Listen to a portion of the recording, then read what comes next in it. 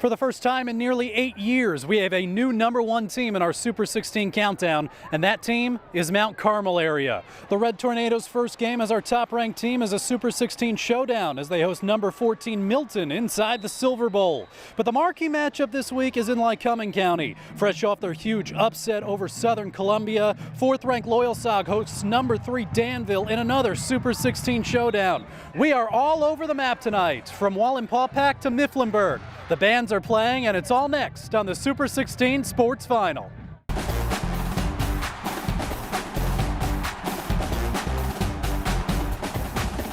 The Super 16 Sports Final. Oh, we're in a groove now. It's week 4 of high school football season. Alongside Landon Stoller, I'm Ron Snyder. You know, last week, one of the most monumental outcomes in recent memory, I would say, Loyalsock went into Catawissa and knocked off Southern Columbia. But things didn't exactly get easier for them, Ron. Not exactly. Loyalsock with a huge upset last week, knocking off Southern Columbia, the 5-time defending state champs. But the celebration didn't last long. I mean, they knew they'd have to be ready for this week against their biggest rivals, Danville. The Ironmen knocked them out of the playoffs last season. So let's see what the Lancers can do in response this season. Look at the crowd ready to see this exciting matchup.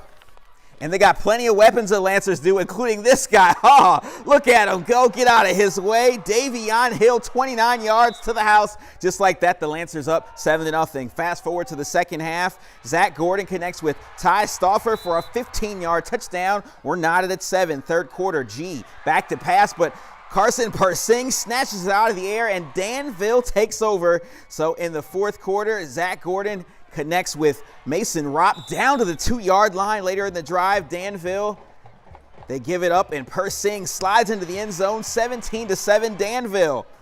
Loyalsock trying to respond. Tyler G rolls out.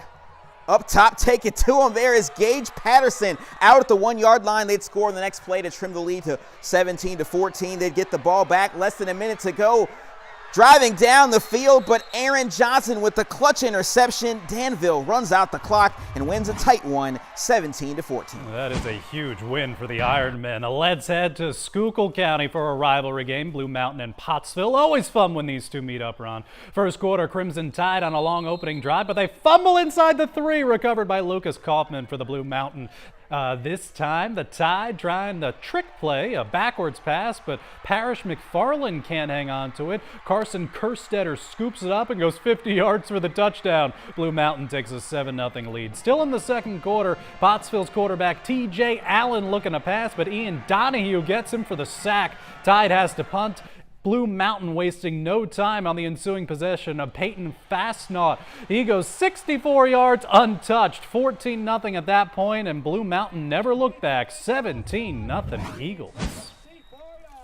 Schuylkill Haven and Tri-Valley. We're going to pick this one up in the third quarter. Carl Logan back to throw. It's a wobbler, and it's picked off by Lane Yoder. Haven comes up empty. Tri-Valley was forced to punt, and the defense taking it from there. They only gave up 2 yards total, forcing the punt. Haven kicking it out of the end zone. Jake Teetsworth at the 45, and look at him go, weaving his way through the defense, turning the corner, and almost makes it to the goal line, knocked out at the 5-yard line. Next play, they give it up to Tyler Reno, and he'll take it from here into the end zone for the touchdown.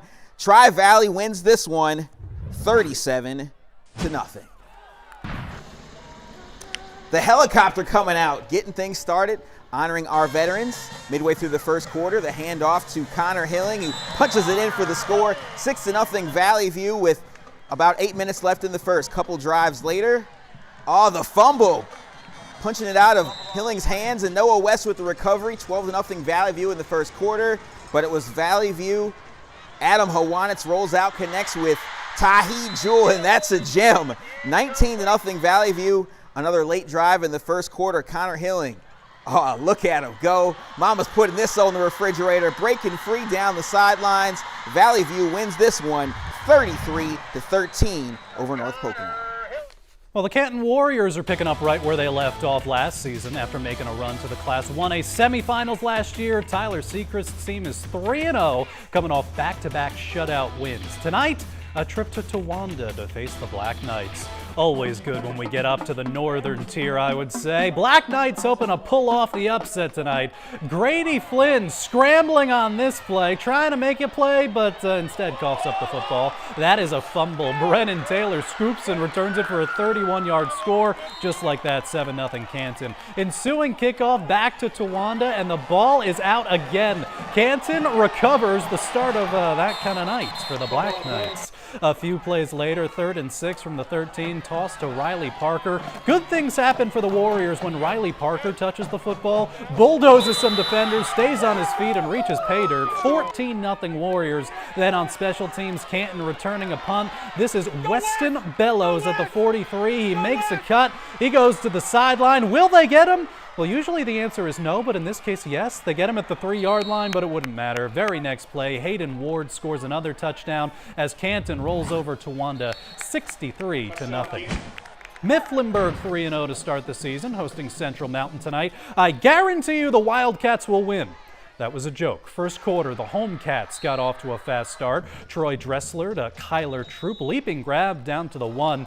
Dressler would take it in on the next play, and then we're making a play on defense here.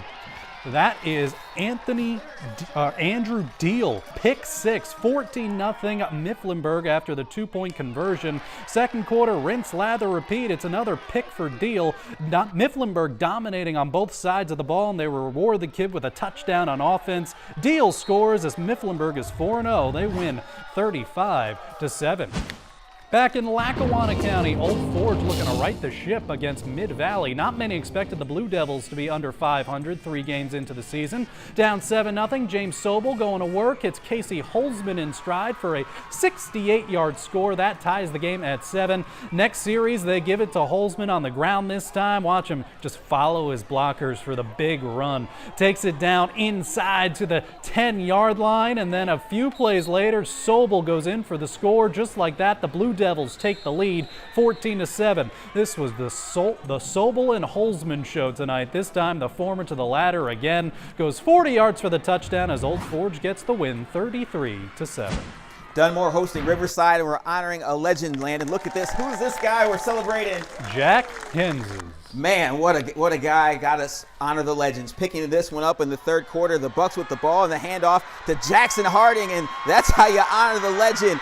Taking it all the way down for the 18-14 lead left in the 3rd quarter. Bucks going for 2. Thomas Bowen dishes it out to Dominique DeSando, making it 20-14 early in the 3rd quarter. Wild play here. Bowen rolls out for the Bucks, and the ball is tipped off a helmet, taken in by DePaul Higgins.